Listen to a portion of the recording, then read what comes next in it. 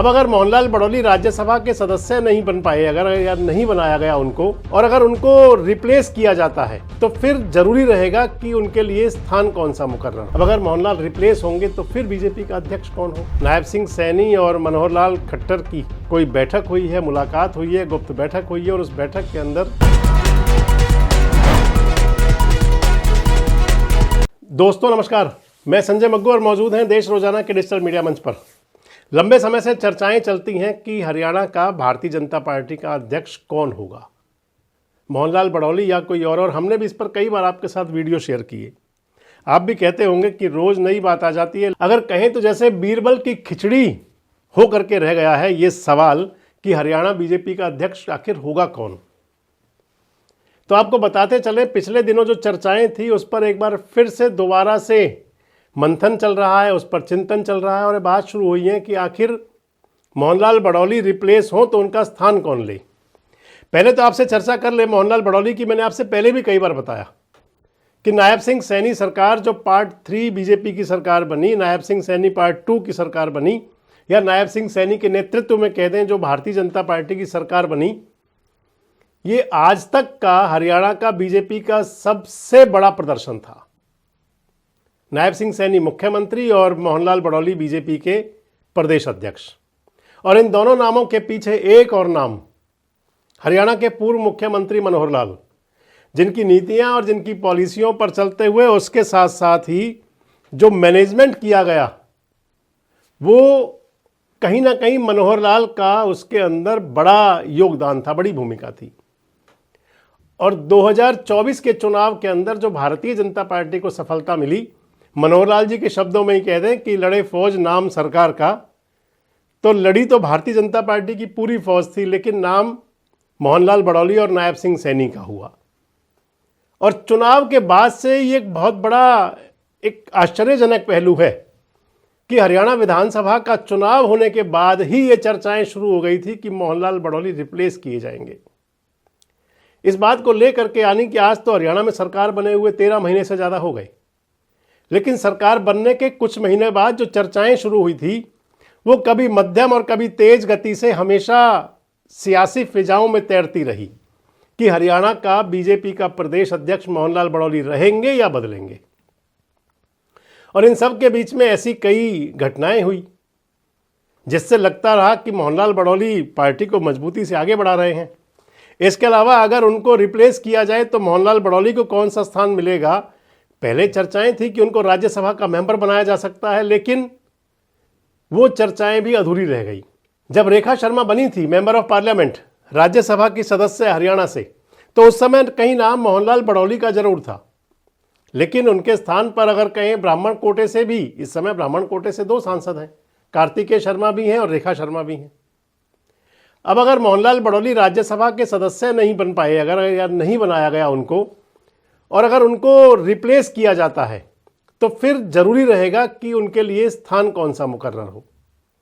मैं आपको बता रहा था कि मोहनलाल बड़ौली के कार्यकाल के दौरान जो बीजेपी की उपलब्धियां रही उसके अंदर आप समझ सकते हैं कि हरियाणा के अंदर जो नगर निगमों के लोकल बॉडीज के चुनाव हुए उसके अंदर बीजेपी को जबरदस्त सफलता मिली। अगर भारतीय जनता पार्टी का सदस्यता अभियान था तो अभियान इतना शानदार रहा कि तमाम पिछले रिकॉर्ड ध्वस्त हुए। लेकिन इसके साथ ही मोहनलाल बड़ौली जी के साथ में एक बड़ी बात चलती रही, और वो घटना थी कसौली के अंदर दर्ज हुई FIR।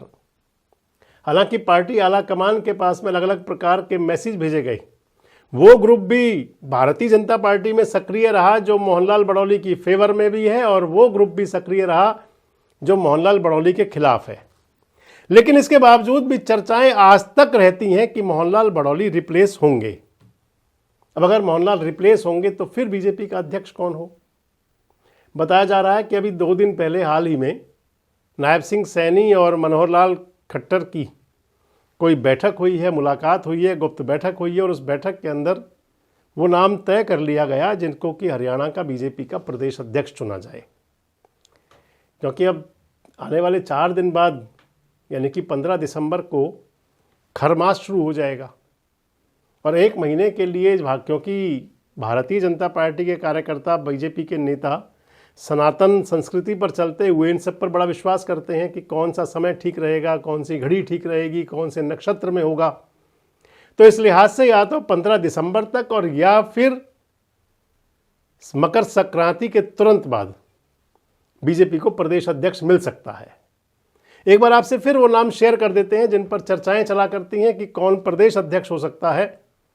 तो उसमें अगर शॉर्टलिस्टेड नाम किए जाएं तो फिर सबसे पहले अगर पंजाबी समाज से लें तो यहाँ 2 नामों पर सबसे बड़ी चर्चा है। पहला नाम मनीष ग्रोवर, रोहतक के पूर्व मंत्री, पूर्व विधायक रोहतक से रहे हैं, जो मनोहर लाल खट्टर से भी और नायब सिंह सैनी से भी, दोनों के साथ जो उनकी ट्यूनिंग है मनीष ग्रोवर की, वो ठीक ठाक है। और दूसरा जो नाम पंजाबी समाज से आता है वो आता है संजय भाटिया। संजय भाटिया करनाल के पूर्व सांसद, और संजय भाटिया के साथ में जो बात जाती है, जो उनके पक्ष का बड़ा पहलू है, वो ये है कि उन्होंने अपनी लोकसभा सीट खाली की थी जिससे मनोहर लाल आज भी सांसद हैं। अगर बात जाएगी कि कोई दलित समाज से नेता हो तो फिर दलित समाज में जिन नामों पर नज़र दौड़ती है, एक कृष्णलाल पंवार, हरियाणा सरकार के वजीर, पिछले दिनों कह रहे थे मनोहर लाल खट्टर जी के लिए कि मनोहर लाल जी हमारे सब कुछ हैं। और दूसरे दलित समाज से मंत्री आते हैं, वो हैं कृष्ण बेदी। वो भले ही कुछ कहें या ना कहें, लेकिन ये जरूर है कि उनके लिए सब कुछ है। तो ये 2 चेहरे दलित समाज से हैं जिन पर नज़र दौड़ती है और नज़र जाकर वहीं रुक जाती है कि इनमें से कोई व्यक्ति दलित समाज का नेता बीजेपी का नेतृत्व कर सकता है हरियाणा के अंदर। अगर कहीं जाट समाज से किसी चेहरे को लिया जाएगा और जाट समाज से कोई नेता अगर बीजेपी का प्रदेश अध्यक्ष हो तो फिर वहां भी 2 नाम पर नजर टिकती है। एक जाती है जेपी दलाल, पूर्व मंत्री हैं, आजकल तो उनके पास कोई पार्टी का पोर्टफोलियो है नहीं, पिछला विधानसभा चुनाव बड़े थोड़े से अंतर से हार गए थे, लो प्रोफाइल हैं, बिल्कुल ठीक ठाक लोगों के बीच में मिलनसार होकर के रहते हैं। और दूसरा नाम है सुरेंद्र पूनिया। सुरेंद्र पूनिया भारतीय जनता पार्टी के प्रदेश के महामंत्री हैं और उनका भी बड़ा नाम है कि इन दोनों चेहरों में से कोई नेता बीजेपी का प्रदेश अध्यक्ष हो सकता है अगर कोई जाट समाज से बात आती है। अगर नाम आएगा कि ब्राह्मण समाज से ही किसी को प्रदेश अध्यक्ष बना दिया जाए अब भी, तो ब्राह्मण समाज में और मोहनलाल बड़ौली रिप्लेस किए जाते हैं, तो फिर उस सूरत में जो 2 नाम हैं वो दोनों फरीदाबाद संसदीय क्षेत्र के हैं। एक नाम हो सकता है मूलचंद शर्मा। मूलचंद शर्मा हरियाणा के वजीर रहे हैं, लगातार तीसरी बार विधायक हैं। 2014 से 19 जब वो एमएलए थे तो उनको सरकार में पद नहीं मिला था। 2019 से 24 में लगातार वो चाहे मनोहर लाल मुख्यमंत्री हुए और चाहे नायब सिंह सैनी सीएम हुए, दोनों वजारतों के अंदर वो वजीर रहे और 2024 के बाद उनको मंत्रिमंडल में स्थान नहीं मिला। और दूसरा जो नाम है वो अजय गौड़। अजय गौड़ मनोहर लाल के बहुत नवरत्नों में शामिल हैं, पार्टी आला कमान के पास भी उनके नंबर ठीक ठाक हैं। अजय गौड़ भी काफ़ी कुछ देखते हैं, कृष्णपाल गुर्जर के भी नैन तारा हैं। तो एक नाम अजय गौड़ का, यानी कि जो 2 ब्राह्मण नाम मोहनलाल बड़ौली के अलावा वो दोनों फरीदाबाद संसदीय क्षेत्र के, मूलचंद शर्मा और अजय गौड़। और अगर कहीं वैश्य अग्रवाल समाज को प्रतिनिधित्व देने की बात आएगी तो फिर यहाँ भी 2 नामों पर चर्चाएं हैं पूरी। एक नाम हो सकता है इसके अंदर असीम गोयल। हालांकि नाम कहीं हिसार के पूर्व विधायक का भी लिया जाता है, कमल गुप्ता का भी, लेकिन असीम गोयल जो मंत्री रहे थे, नायब सिंह सैनी के भी बड़े क्लोज हैं, भारतीय जनता पार्टी के कैडर बेस कार्यकर्ता भी हैं, आरएसएस से भी जुड़े हुए हैं और अभी यंग हैं। पिछला चुनाव वो हार गए थे 2 बार पहले, इससे पहले लगातार एमएलए रहे। इस चुनाव को हारने वाले असीम गोयल पर नज़र टिकती है। और दूसरा अगर वैश्य समाज से नाम आता है तो वो है दीपक मंगला। दीपक मंगला एमएलए भी रहे हैं, 2014 में भी उनको बीजेपी ने टिकट दिया था, एमएलए का चुनाव हार गए थे तो उस समय पॉलिटिकल सेक्रेटरी हुए थे। दूसरी बार उनको टिकट मिला 2019 में, चुनाव जीते, 2024 में उनका टिकट कट गया, उनके स्थान पर गौरव गौतम को टिकट मिला, विधायक बने, मंत्री हैं सरकार में आजकल। तो वैश्य अग्रवाल समाज से जो 2 नाम है वो असीम गोयल और दीपक मंगला। क्या मोहनलाल बड़ौली रिप्लेस होंगे? और अगर रिप्लेस होंगे तो जो नाम हमने आपको बताए, क्या इनमें से कोई प्रदेश अध्यक्ष हो सकता है? क्या बीजेपी अपना प्रदेश अध्यक्ष मकर संक्रांति पर घोषित करेगी और या फिर आने वाले 4-5 दिनों के अंदर किसी की पर्ची खुल सकती है?